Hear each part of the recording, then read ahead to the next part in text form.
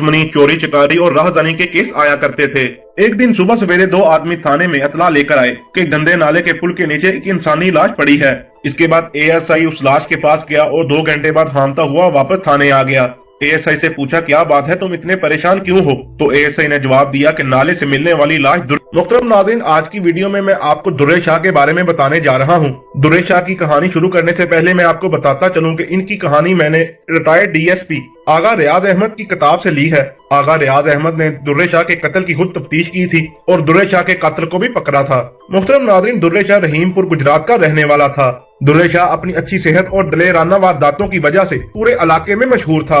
दुर्रे शाह ऊंचे कद, मजबूत और तगड़े जिस्म का मालिक था। इसका चेहरा भरा हुआ और इसके ऊपर बड़ी बड़ी मूछें दुर्रे शाह को बारोब इंसान दिखाती थी। ये जिस दौर का वाकया है, उस दौर में मर्दानगी का इजहार जिस्मानी ताकत और दिलेरी का मुजाहरा करके किया जाता था। दुर्रे शाह मेलों में जाने का शौकीन था।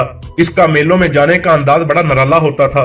वो गहरे सब्ज रंग का रेशमी कढ़ाई वाला कुर्ता पहनता था, रेशमी लाचा पहनता था, सर पे लंबे बालों पर रेशमी पट्टी बांधता और एक रेशमी पटका दोनों हाथों में पकड़कर ढोल की थाप पर नाचता हुआ मेले में दाखिल होता था और भरे मेले में डांग सोटे की लड़ाई के लिए ललकारता था। लेकिन इसके खौफ से कोई भी इसके मुकाबले में नहीं आता था। रात के वक्त पूरे इलाके में इसकी हुकूमत होती थी। लोग डर के मारे इसके इलाके से गुजरते ही नहीं थे। अगर कोई घोड़सवार या टांगे वाला इसके इलाके से गुजरता तो अपनी रफ्तार तेज कर लेता, लेकिन दुर्रे शाह इंतहाई तेज रफ्तारी से उसको पकड़ लेता और इसी वजह से लोग दुर्रे शाह को घोड़े शाह भी कहते थे। मुख्तरम नाज़रीन, उस वक्त के हथियार भी मुख्तलिफ थे। ये सन 1951 का वाकया है।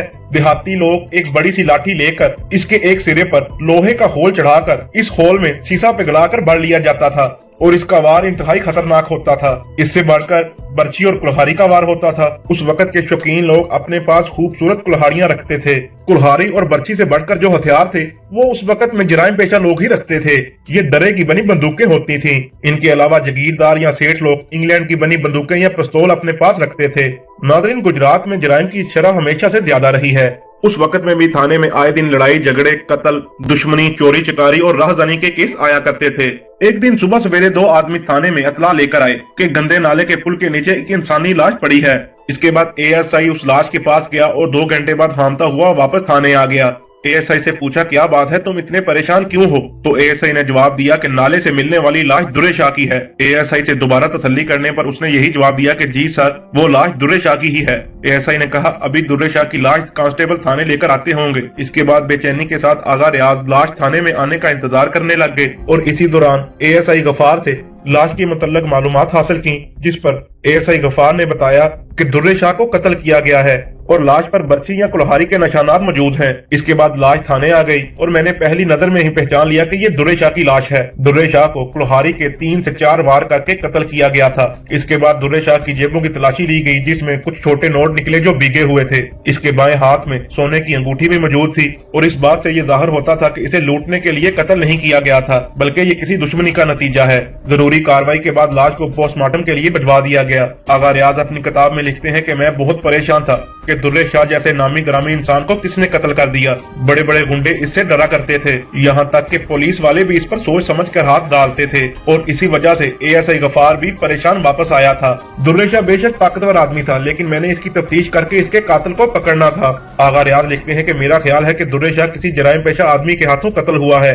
ऐसे लोगों की अक्सर आपस में दुश्मनियां होती हैं। मैंने अपनी तफ्तीश का आगाज इन्हीं लोगों से करने का फैसला कर लिया। दुर्रे शाह का कोई वारिस सामने नहीं आया, इसकी वजह से लाश को लावारिस करार देकर दफना दिया गया था। इसके बाद मैंने तफ्तीश का आगाज कर दिया और अपने मुखबरों को बुला लिया। इन मुखबरों में आदि जराइम पेशा लोग भी थे और मुअज़्ज़ज़ लोग भी थे।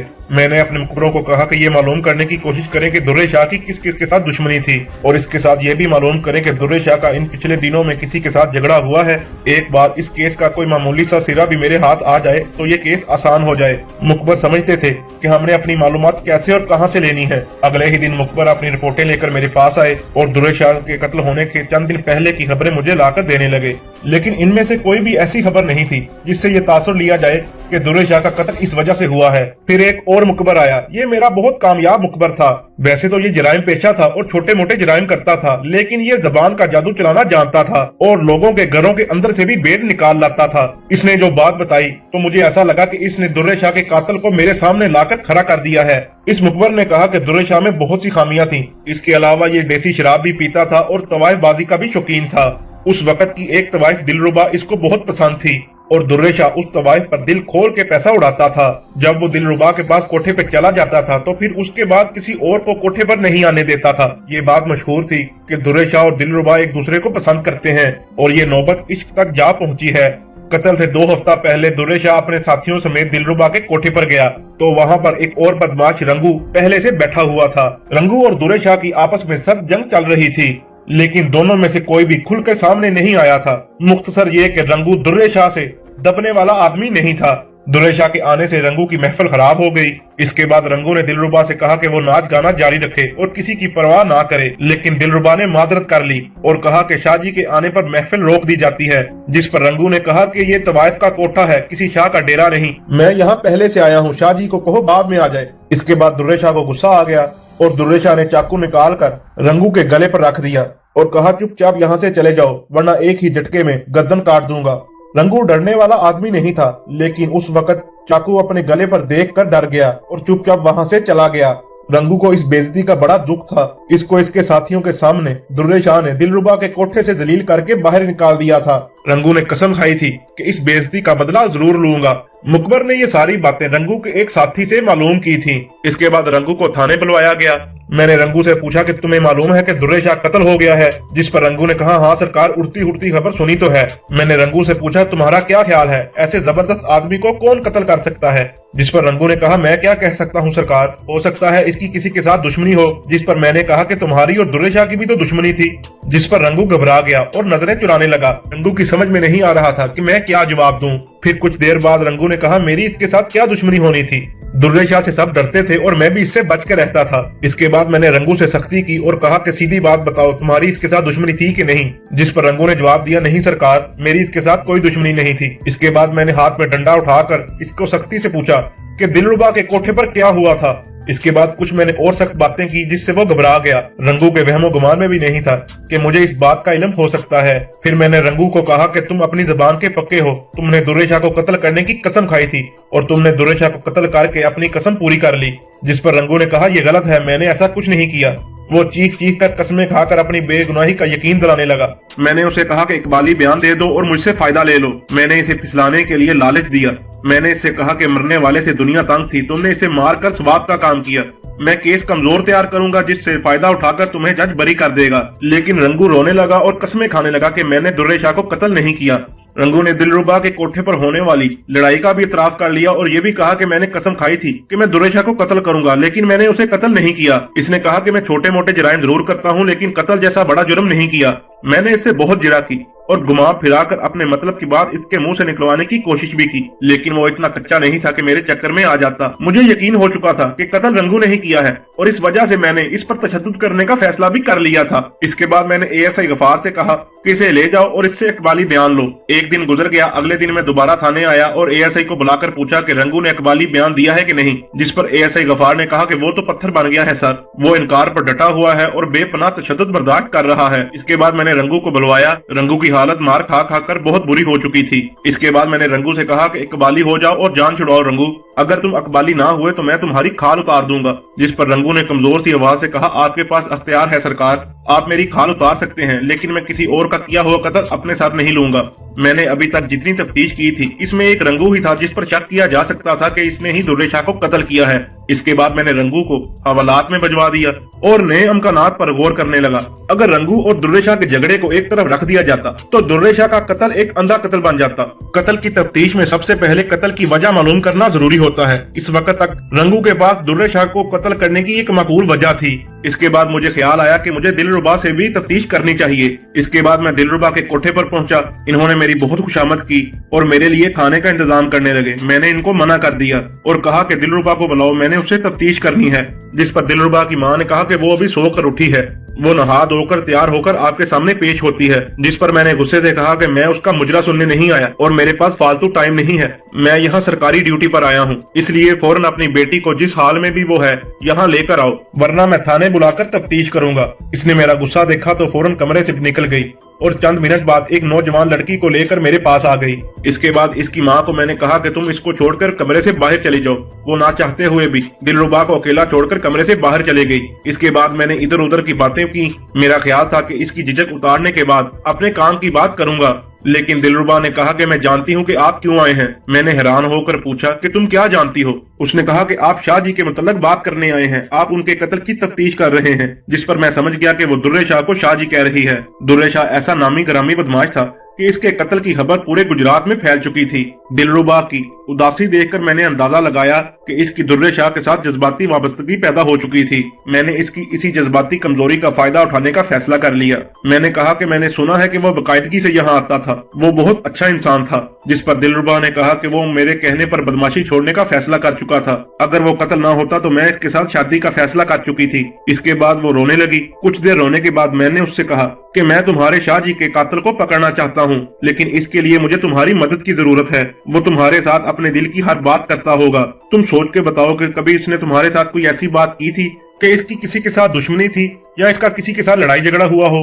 दिलरुबा ने थोड़ी देर सोचने के बाद कहा कि रंगू के साथ इसका झगड़ा हुआ था। फिर इसने वही बात बताई जो मेरे मुखबर ने पहले ही मुझे बताई हुई थी। मैंने इससे कहा कि कुछ और सोचो, रंगू के अलावा कोई और बात। जिस पर उसने कहा कि वो मेरे साथ छोटी छोटी बातें भी शेयर करता था। फिर दिलरुबा ने बताया कि इसने एक बार एक बारात के साथ जाती हुई दुल्हन को रोक लिया था। ये दुल्हन को अपने साथ ले जाने लगा था, लेकिन दुल्हन की मिन्नत समाजत की वजह से इसने उसे छोड़ दिया। ये बात सुनकर मैं चौंक गया, क्योंकि ये ऐसी बात थी कि इस पर कोई भी गैरतमंद इंसान मरने मारने पर तुल सकता था। मैंने इससे पूछा कि ये वाकया कितने दिन पहले का है, जिस पर इसने कहा कि 1 हफ्ता पहले का। मैंने इससे पूछा कि इसके बारे में कुछ और भी बताओ, जिस पर दिलरुबा ने कहा कि बारात रहीमपुर वापस जा रही थी, लेकिन ये नहीं मालूम कि दुल्हन को कहां से लेकर आ रहे थे। मेरे लिए इतनी मालूमात काफी थी कि दुल्हा के गांव का पता लग गया था। इसके बाद मैंने दुर्रे शाह के कातिल को पकड़ने की यकीन दहानी कराई और मैं चला गया। रहीमपुर थाने के करीब का गाँव था और ये पता लगाना भी मुश्किल नहीं था कि हफ्ता 10 दिन पहले किसकी शादी हुई थी, लेकिन ये काम भी मैंने पुलिस की बजाय मुखबरों से कराना मुनासिब समझा। इसकी वजह ये थी कि इस वाकया की बिनक भी इन लोगों ने किसी को नहीं लगने दी होगी। मेरे मुखबरों में एक औरत भी थी, ये इंतहाई चालाक थी। ये लोगों के घरों में से भी राज निकलवा लाती थी। इसका नाम जकिया था। मैंने इसको थाने तलब किया और सारी बात समझाई। जकिया चली गई और दूसरे दिन मेरे पास वापस आई। जकिया राज की बात निकाल लाई थी। इसने नई ही बात मुझे सुना दी। ये बात मैं आपको अपने अल्फाज में सुना देता हूँ। इस औरत ने उस शख्स का पता लगा लिया था जिसकी हफ्ता 10 दिन पहले शादी हुई थी। इसका नाम खिजर शाह था और इसकी दुल्हन सलमा का ताल्लुक बलवाल से था। जकिया ने सलमा की एक सहेली के साथ दोस्ती की और ये जकिया की फनकारी थी कि इसने सलमा की सहेली से सारी बात उगलवा ली। खिजर शाह की शादी बलवाल में हुई थी। फासला तो ज्यादा नहीं था, लेकिन लड़की वालों ने गर्मी की वजह से रुखसती का टाइम सूरज ढलने के बाद का रखा था। इसी वजह से दूसरे लोग तो खाना खाकर अपने अपने घरों को चले गए और बारात के साथ खास खास रिश्तेदार ही रह गए थे, जिनकी तादाद 15-16 के करीब होगी। उस वक्त के रिवाज के मुताबिक दुल्हन डोली में बैठी थी और डोली को 4 कहारों ने उठा रखा था और दुल्हा आगे आगे घोड़े पे जा रहा था। जब ये लोग रहीमपुर के करीब पहुंचे तो दुल्हा ये कहकर आगे निकल गया कि वो घर जाकर दुल्हन के आने की इतला देता है ताकि वो लोग दुल्हन के इस्तकबाल की तैयारी करें। दुल्हा आगे चला गया और 15-16 लोग डोली को लेकर चलते रहे और जब वो दुर्रे शाह के इलाके से गुजरने लगे तो दुर्रे शाह आगे से आकर इनका रास्ता रोक लेता है। इस वक्त इसके पास शीशा भरी वजनी लाठी थी। डोली के साथ जितने लोग थे वो डर गए। बरातियों का ख्याल था कि दुर्रे शाह इनकी जेबें खाली करवाएगा, लेकिन उस वक्त सब परेशान हो गए जब दुर्रे शाह ने दुल्हन को साथ ले जाने का इरादा जाहिर किया। इन लोगों ने दुर्रे शाह को समझाने की कोशिश की, लेकिन दुर्रे शाह ना माना। इसने डोली से दुल्हन को बाहर निकाल लिया और किसी ने मुजाहमत भी नहीं की। दुल्हन बड़ी समझदार और बाहौसला लड़की थी। इसने मौके की नजाकत को समझ लिया और बहुत ही समझदारी के साथ दुर्रे शाह से कहा कि सुना है तुम सैयद हो दुर्रे शाह, मैं भी सैयदजादी हूँ। तुम्हें सैयदजादी की इज्जत का ख्याल रखना चाहिए। हम दोनों खानदानों की इज्जत का बरम रखना तुम्हारा फर्ज है। इसके बावजूद अगर तुम ताकत के नशे में चूर होकर ऐसा करना चाहते हो तो मेरी एक शर्त मान लो। दुर्रे शाह ने कहा शर्त बताओ। मानने वाली हुई तो मानूंगा। इस पर दुल्हन ने कहा कि मुझे घर जाने दो, मुझे हाथ ना लगाना। मैं अपने घर जाकर अपने हामद को सारी बात बताऊंगी। अगर उसमें गैरत हुई तो वो तुमसे खुद निपट लेगा। अगर उसने कुछ ना किया तो मैं खुद उससे तलाक लेकर तुम्हारे पास आ जाऊंगी। अगर तुम मुझे हासिल करना चाहते हो तो मुझसे निकाह कर लेना। लड़की ने कहा कि एक बात जहन में रखना, अगर तुम्हारे जहन में कोई ऐसा वैसा ख्याल है तो मैं अपनी जान दे दूंगी, लेकिन मैं अपनी इज्जत पे हरफ नहीं आने दूंगी। ये एक सैयदजादी का वादा है तुमसे। दुर्रे शाह की मर्दानगी ने ये बात गवारा ना की कि एक लड़की के चैलेंज से मुंह मोड़ ले। इसने दुल्हन का चैलेंज कबूल कर लिया और इसे 2 हफ्ते की मोहलत दी कि इस दौरान अगर इसके शौहर खिदर शाह ने इससे बदला ना लिया तो वो उसे छोड़कर इसके पास आ जाएगी, और अगर सलमा ना आई तो वो इसके शौहर को कत्ल करके इसको उठा कर ले आएगा। इसके बाद इसने दुल्हन को डोली में वापस बिठाया और जाने की इजाजत दे दी। इसके बाद दुल्हन ने अपने शौहर के घर आकर अपने शौहर खिदर शाह को सारी बात बताई, जिस पर खिदर शाह ने इसको तसल्ली देते हुए कहा कि तुम बिल्कुल फिक्र ना करो, मैं तुम्हारी हिफाजत अपनी जान से बढ़कर करूंगा और दुर्रे शाह को भी मैं देख लूंगा। इसके बाद खिदर शाह ने घर में मौजूद अपने रिश्तेदारों से कहा कि इस वाक़े को अपने तक महदूद रखें और ये बात बाहर ना निकलने दें। इन सब लोगों ने तो इस राज को अपने सीनों में दबा लिया, लेकिन सलमा खुद ही इस राज को अपने सीने में दफन ना कर सकी और अपनी सहेली को सब बता दिया, और उस सहेली से मेरी मुखबर ज़किया ने सब उगलवा लिया। इसके बाद मुझे यकीन हो चुका था कि दुर्रे शाह का कातिल खिदर शाह ही है। अब मेरा काम आसान हो गया था। खिदर शाह को गिरफ्तार किया गया। अब मैं आपको खिदर शाह का बयान उसकी जुबानी बयान करता हूँ। दुल्हन सलमा ने जब खिदर शाह को सारी बात सुनाई तो इसका खून खोल उठा। उसने दुर्रे शाह को कत्ल करने का इरादा कर लिया, लेकिन दुर्रे शाह इतना जबरदस्त बदमाश था कि वो उससे मुकाबला करके उसे कत्ल नहीं कर सकता था। खिदर शाह मौके की तलाश में रहने लगा। इसे मालूम था कि अगर उसने दुर्रे शाह को कत्ल ना किया तो वो इसे कत्ल करके इसकी बीवी को उठा के ले जाएगा। इसके पास एक शानदार कुल्हाड़ी थी जिसे वो बाहर कहीं आते जाते अपने साथ रखता था। वो कुएं वाले दिन वो शाम 7-8 बजे अपने घर जा रहा था। काफी अंधेरा हो चुका था। अचानक इसे गंदे नाले के करीब दुर्रे शाह नजर आ गया। वो बुलंद आवाज से कोई फिल्मी गाना गा रहा था। इसकी आवाज और चलने के अंदाज से पता चल रहा था कि वो नशे में है। खिदर शाह ने इस मौके का फायदा उठाया और दुर्रे शाह के पास जाकर कुल्हाड़ी का जोरदार वार गर्दन पर किया। दुर्रे शाह के मुंह से हाय की आवाज निकली और वह एक तरफ घूम गया। खिदर शाह ने 2 और वार किए तो दुर्रे शाह जमीन पर गिर गया। आगे नाले की ढलवान थी और नाला काफी गहराई में था। दुर्रे शाह इस ढलवान से नाले में जा गिरा। वो कीचड़ के अंदर धंस गया था। खिदर शाह ने इधर उधर देखा, दूर दूर तक कोई भी नजर नहीं आ रहा था। खिदर शाह बड़े इत्मीनान से अपने घर आ गया। खून आलूदा कुल्हाड़ी को धोया और दीवार पर लटका दिया। इसने अपनी बीवी और बाप को बता दिया था कि वो क्या करके आया है। पुलिस ने तफ्तीश शुरू की तो वो घबरा गया, क्योंकि वो कोई आदि मुजरम नहीं था बल्कि सीधा साधा देहाती था। मैंने इसका बयान लिखकर इसके साइन ले लिए, फिर मजिस्ट्रेट के सामने पेश करके इसका बयान रिकॉर्ड करवा दिया। मुझे खिदर शाह का बहुत ख्याल आ रहा था। इसकी अभी हाल ही में शादी हुई थी और मैं नहीं चाहता था कि वो किसी अलमिये का शिकार हो। जब मैंने केस तैयार किया तो मैंने जानबूझकर 2 ऐसे हुक्म रख दिए जो खिदर शाह के हक में जाते थे। बहरहाल मुकदमा चला। खिदर शाह का वकील इतना ज़हीन नहीं था। वो मेरे छोड़े हुए हुक्म से कोई फायदा नहीं उठा सका। जज ने खिदर शाह को 7 साल बामुशक्कत कैद की सजा सुना दी। इसके बाद मैंने खिदर शाह के वालिद को अलग करके समझाया कि वो सेशन कोर्ट में इस सजा के खिलाफ अपील करे और कोई अच्छा वकील करे जो तजर्बाकार हो। इसके वालिद ने मेरी हिदायत पर अमल किया। उन्होंने अपील कर दी। ये वकील तजर्बाकार वकील था। इसने मेरे छोड़े हुए हुक्म से पूरा फायदा उठाया और खिदर शाह को बरी करवा लिया। आगा रियाज इस कहानी के आखिर में लिखते हैं कि हो सकता है कि पढ़ने वाले इस अक़दाम को गलत कहें, लेकिन मैंने ये कोई गलत काम नहीं किया। मेरी नेकी की नीयत थी और मेरे ज़मीर पर इसका कोई बोझ भी नहीं है।